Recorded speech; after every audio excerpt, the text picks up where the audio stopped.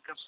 بسم الله الرحمن الرحيم. الحمد لله رب العالمين الرحمن الرحيم مالك يوم الدين إياك نعبد وإياك نستعين اهدنا الصراط المستقيم صراط الذين أنعمت عليهم غير المغضوب عليهم ولا الضالين آمين. بسم الله الرحمن الرحيم. قل هو الله أحد الله الصمد لم يلد ولم يولد ولم يكن له كفوا أحد. بسم الله الرحمن الرحيم. قل هو الله أحد الله الصمد لم يلد ولم يولد ولم يكن له كفوا أحد. بسم الله الرحمن الرحيم. قل هو الله أحد الله الصمد لم يلد ولم يولد ولم يكن له كفوا أحد. اللهم صل على سيدنا مولانا محمد وعلى آل سيدنا مولانا محمد وبارك وسلم وصلي عليه من كل معلومينك. الله العالمين نجي ختم في الصابون وروح هذا حضر الشمس وبرك مولانا سمر كرت زرقون فلكون واري والسيدي فزاد بركات أنوار أسرام الرعيزان تنصفك. قصة سوال فرمودني عائشة صديقة رضي الله تعالى عنها از حضرت مصطفى صلى الله عليه وسلم. هذا قصة سوال كولو دا حضرت عائشة صديقة رضي الله تعالى عنها شاغي فرتنا وقل از حضرت مصطفى صلى الله عليه وسلم دا حضرت النبي عليه السلام ورسول فرتنا وقل که امروز باران بارید چون شما با جنازه به سوی گورستان رفتید. چنان روز خو باران ووریدی چون شما با جنازه چې تاسو د جنازې سره به سوی گورستان و طرف ته د گورستان د اجره رفتید لاړست باران ووریدی. جامعه های شما چون است که تر نیست؟ دستاسو کالی ولی نه دي لاندې سوی؟ باران خو نن ډیر ووریدی اما زه د ستا کالو ته ګورم کالي دي هغسې وچ دي کالي دي نه دي لاندې سوي. د دې څه وجه د څه حکمت دی چې کالي مو نه دي لاندې سوي او دغسې مو کالي وچ دي حال دا چې نن باران هم ډېر اورېدلی و. اوس دا قصه کوي. مصطفی روزی به گورستان برفت با جنازه یاری از یاران برفت. مصطفی حضرت جناب حبیب علیه السلام صلی الله علیه وسلم ورک روزی یو ورځ به گورستان و اجرې ته برف لاړی با جنازه یارې د جنازې سره د یو یار از یاران د یارانو برف لاړی د جنازې سره ملګری و. خاک را در گور او آگنده کرد زیر خاک آندان اش را زنده کرد. خاک را خاوری لره در گور او په قبر کې د آگنده پاشلی کرد کړلې یعنی د مبارک هم ورلی او په قبر کې د هغه خاورې واچولې. زیر خاک لاندې در خاورو آندانه اش را هغه دانه اش لره زنده کر ژوندی کړل. د نبی علیه السلام ورک صلی الله علیه و آله وسلم ورک دا عادتو چې کله به دی مبارک اجرې ته ولاړی نو چې د قبر کې به دا مړی ښخېدی نو د ده مبارک یو دا عادت و چې سر ته به ورته ودرېدی او درې واره به داسې د قبر خاورې به درې لپې په لاس باندې راواخیستلې او ور واچولې وې د قبر ته. د مبارک دغه عادت کوي چې اکثر وخت به ده مړي قبر ته په خپله هم درې واره که به د بیلچې و دغه د طریقه سره ونه رسېده نو درې لپې خاوره به یې راواخیسته په هغه قبر کې به یې ور واچوله. په دې کې به اشتراک وکړي. نو په دې کې چې د مبارک هر نیت واخو د ده نیت دی. او بل په اجره کې د خبرې نه کولې. په اجره کې به ډېر محزون او غمجن و. د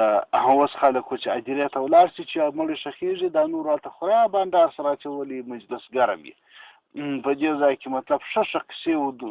کېږي. ملایان چې بیا ورسې په دې ځای کې مسلې سره یادوي. په دې ځای کې نو د دې بحثونه و د لایل و د اسقاط مسلې په دغه ځای کې سره غږېږي. نو خو د امیان چې دي هغه بیا خپل د دوکانو بحثونه کوي. خو دا ټول ناروا شیان دي. مطلب په اجره کې به سړی ساکت ولاړي په اجره کې به ډېر محزون ولاړي په اجره کې چې د سړي وس ورسېږي یو ذکر یو قرآن شریف یو تلاوت دا به کوي هغه مړو ته به ایصال ثواب کوي او دغه عبرت به حاصلوي چې نن خو دا جنازه دا د ده جنازه موږ اخیسته د زموږ پر اوږو ده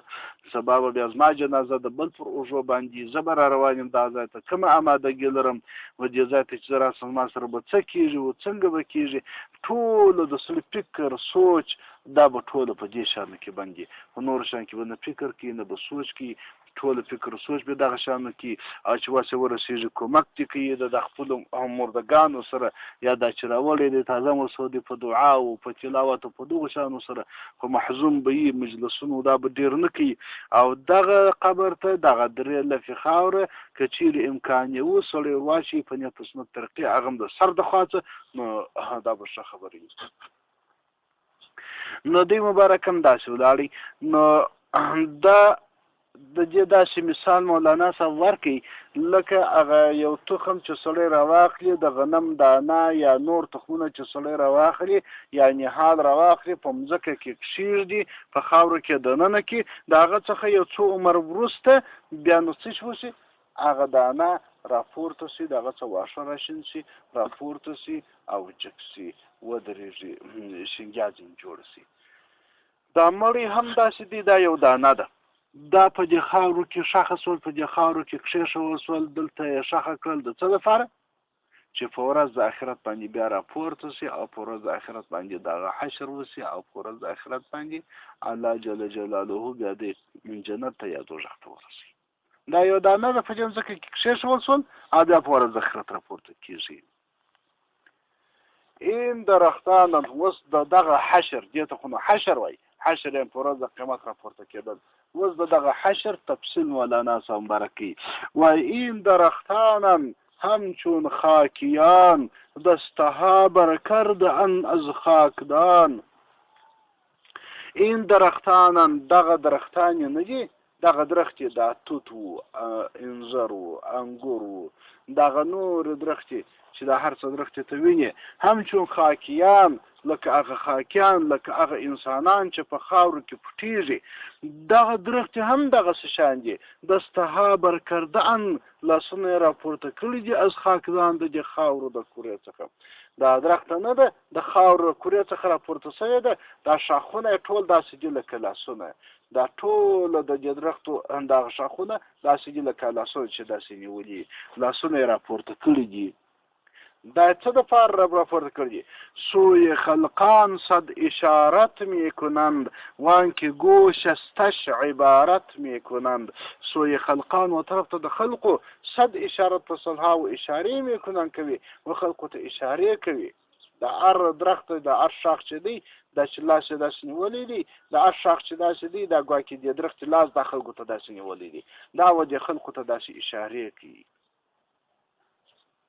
او هغه څوک چې غوږونه ولري د زړه غوږونه ولري د باطن غوږونه ولري عقل او فکر ولري هغه ته صریح په عبارت او په خبرو باندې وایي مخصوص تمازي په اشارو باندې وایي او هغه واقعي انسانان حقیقي انسانان چې دي هغه ته په عبارت او په خبرو باندې وایي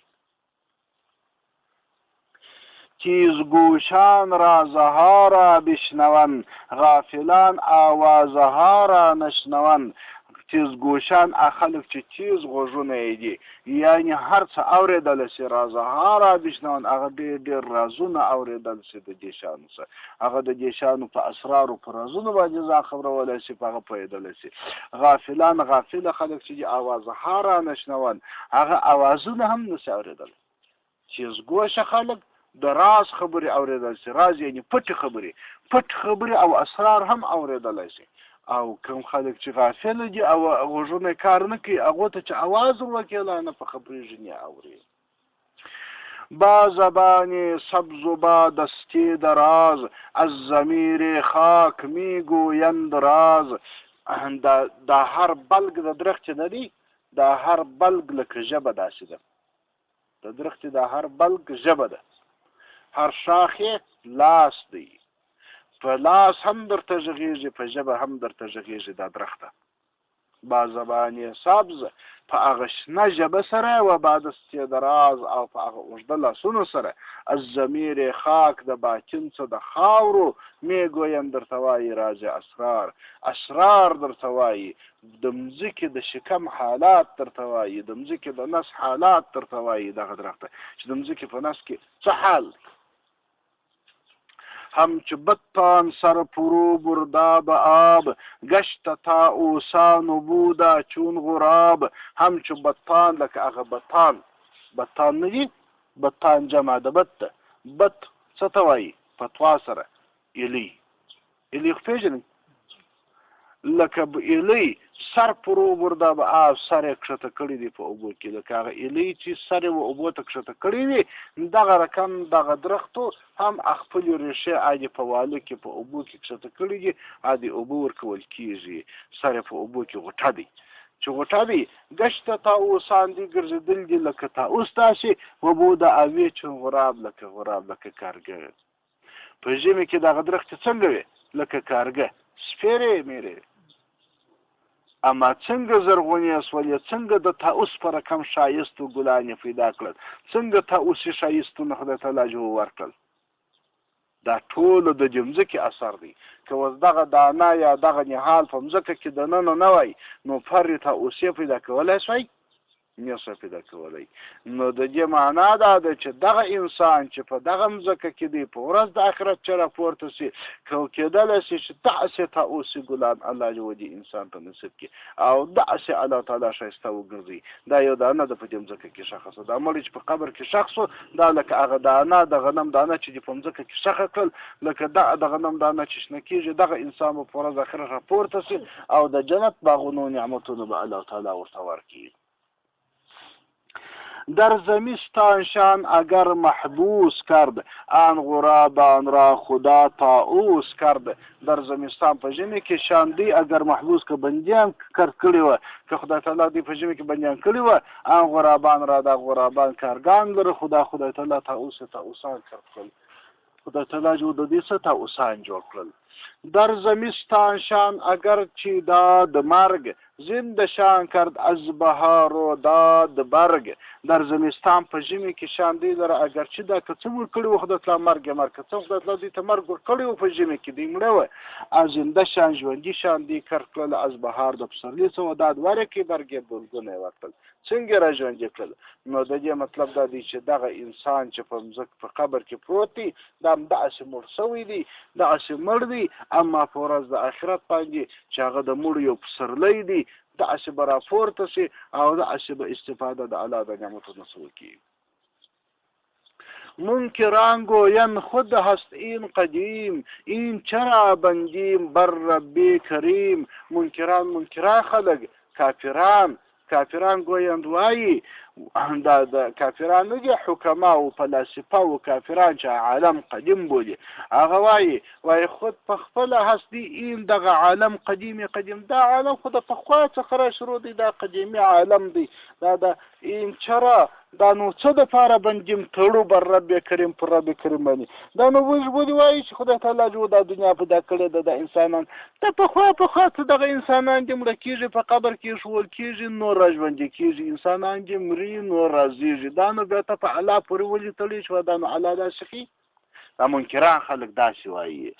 جمله فیندارن کین خود دائم است و از قدیم این جمله عالم قائم است جمله فیندارن ټول د منکران کافران پندارن ګمان کوي چې دغه عالم خود په خپله دائمه همیشه دی چې دا عالم خو همیشه پر را ترتیب روان دی واز قدیم د قدیمه څه این جمله عالم دا ټول عالم قائم است برپای دی ټول دا فکر کوي کوری ایشان درون دوستان حق برو یعنی د باغ و بوستان کوری ایشان پر ضد باندې د دی په کوري سره د دې پړندوالي سره د دې پر ضد باندې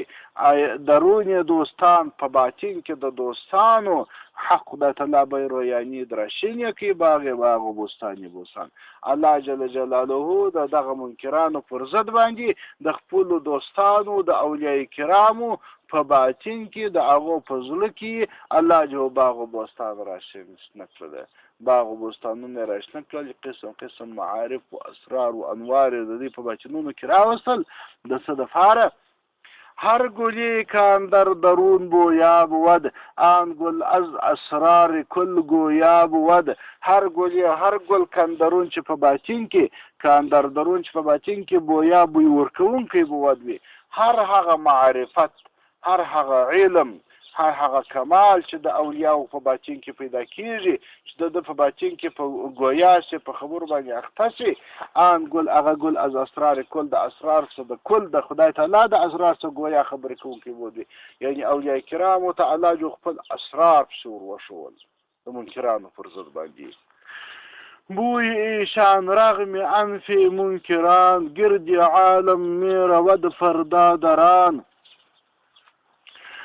بوی ایشان بوی د دغه اولیاو، بوی د هغه ګلانو چې په سینو کې د اولیاو دي، رغم انف منکران پر ضد د پزې د منکرانو، یعنی منکرانو چې پزه تروه نیولې وه، منکرانو چې د حق څخه انکار کاوه، د هغو پر ضد باندې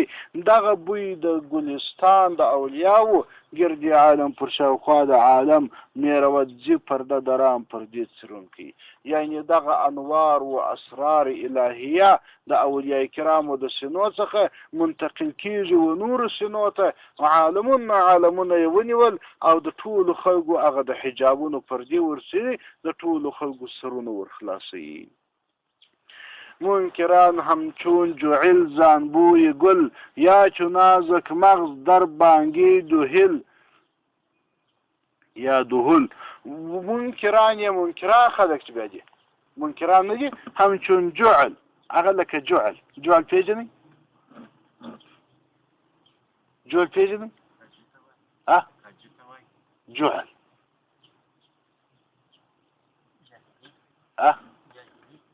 يا جعل فعين صر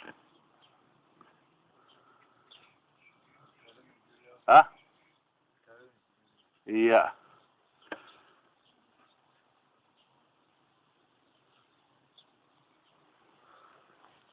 جعل هغه خزدکې ته وایي، خزدکه نه ده، مرغټانه چې ګلي د نجاست څه چې دانه جوړه کې مردکه جوړه کې عباره یې ګلي د مرداري خزدکه دې ته جعل وایي. دا جعل چې دی، د جعل طبیعت دا دی، دی په چیش عادت دی، دی خو په نجاست باندې عادت دی، د نجاست په بوی باندې عادت دی. جعل چې راولي و ګلګلابو ته یې ودرې او ګل ورنږدې کې د صده کېږي، زاره یې چې وي د ګل د بوی څه، ولې خدای په هغه بوی یې مخته دی، ښه بوی پر ده بد لګېږي، د ښه بوی څه دی نور خرابېږي، د کاره وځي. هغه قصه به مو اورېدلې چې یو جعل و او یو دغه بورا وه. بورا خو پېژنې؟ بورا دی هغه پتانه نه دی چا پر ګلانو باندې عاشق دی چې ګرځ مر پر ګلانو باندې ګرځي. وایي وخت د بورا و د جعل سره اشنایي شوه، د بورا و د جعل سره اشنایي شوه، نو دوی نو اشنایي سره کوله، نو ته د دوی به نو څنګه اشنایي وه؟ داسې اشنایي به وه لکه اوس د یو مرید و یو وابي چې سره اشنایي، داسې اشنایي وه. نو یو وخت بورا ورته وویله دا جعل ته چې راځه اشنایه مېلمه مې یې، نن به زه ستا مېلمستیا وکړم. نو جعل ورته وویله ورشه دي زه به ستا مېلمه شم. جعل چې فکر وکړي چې اوس نو زه هلته ولاړ شم هلته، خو نو د بورا طبیعت دا دی پر ګلانو باندې ګرځي او زه خو د ګلو سره هم داسې نه یم جوړ، زما خو نو خوراک دا بل شی دی، دغه بل څه مې خوراک دی، خوراک مې هم داسې بل رقم دی، او دا هلته هغه بیا ګلباغ دی، ټول د ګلانو باغچه ده، دا به څنګه شي؟ برای یې دوې دانې کوچني ګولۍ جوړې کړلې، هغه یې په د خپل مغزو کې کښېښولې، په د خپل پزه کې کښېښولې، د دې دپاره چې مطلب که ضرورت شو خو هغه بویونه راځي، که زه نشه کېدم دا بوی به هم راسره وي، بس ډېر زور به نه راباندې کوي. نو دا یې کښېښولې، ور روان شو د بورا سره مېلمه شو. بورا نو بس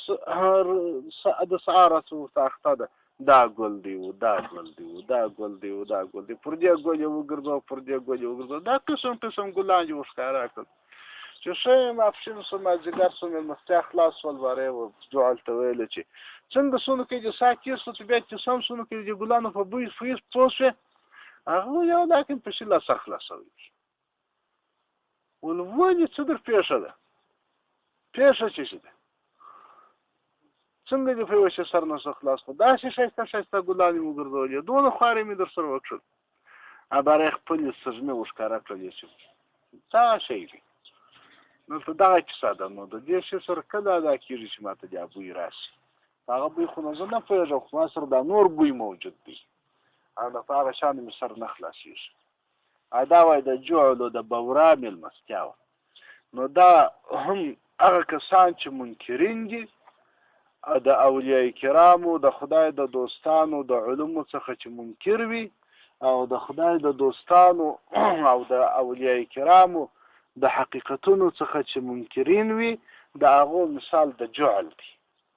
او کومې هغه عقیدې او خرابۍ چې د دې په دماغو کې پرتې دي هغه مثال د هغه شانو دی چې په مغزو کې ایښي دي.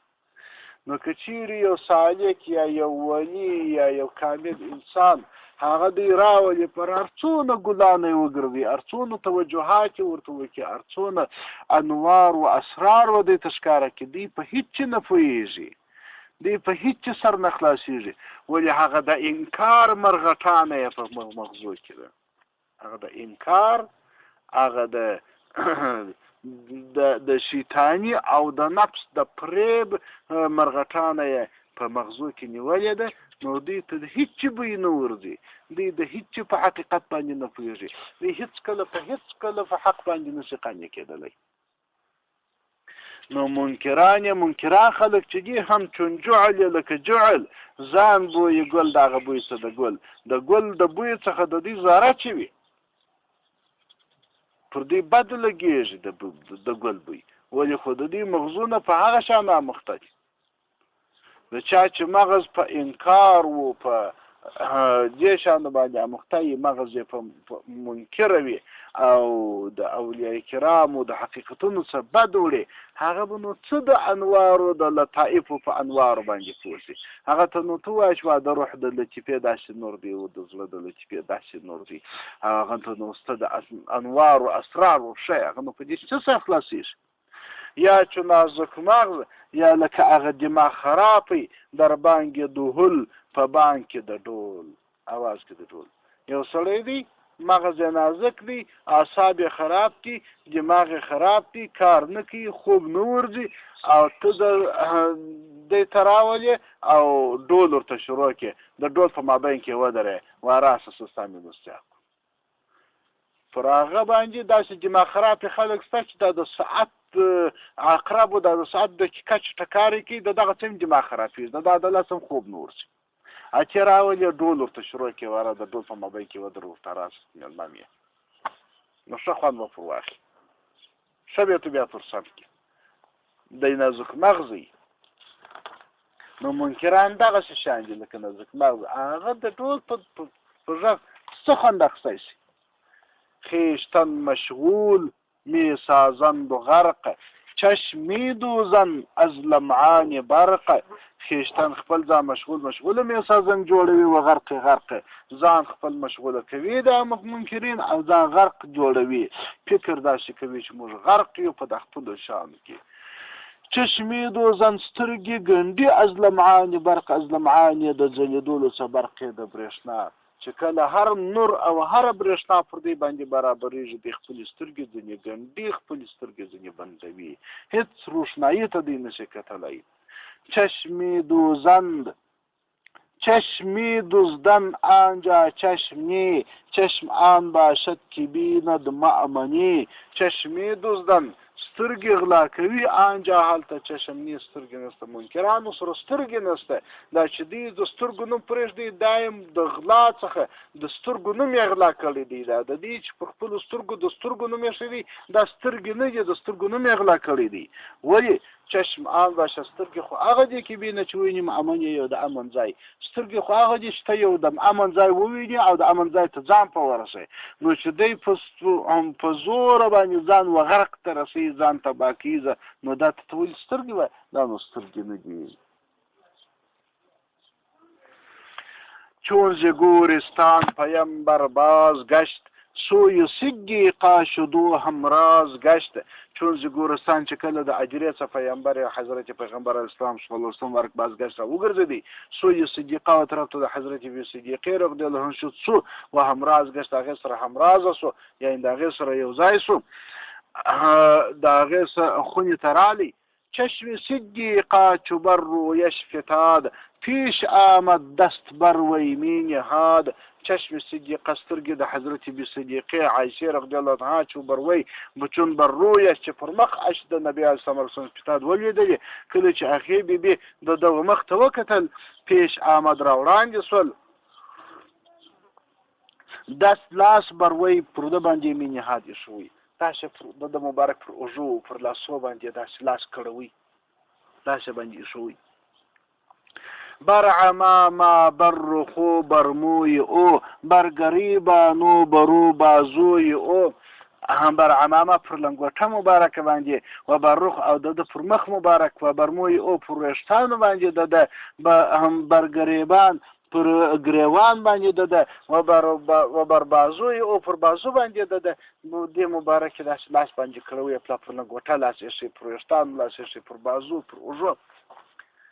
گفت پیغمبر چی می جویی شتاب گفت باران آمد امروز از صحاب گفت پیغمبر حضرت پیغمبر اسلام صلی الله علیه وسلم بارک و فرمایل چی می جویی چیش طلبوی شتاب دست په تلوار سره څه کوي دست په تلوار سره چیش غواړي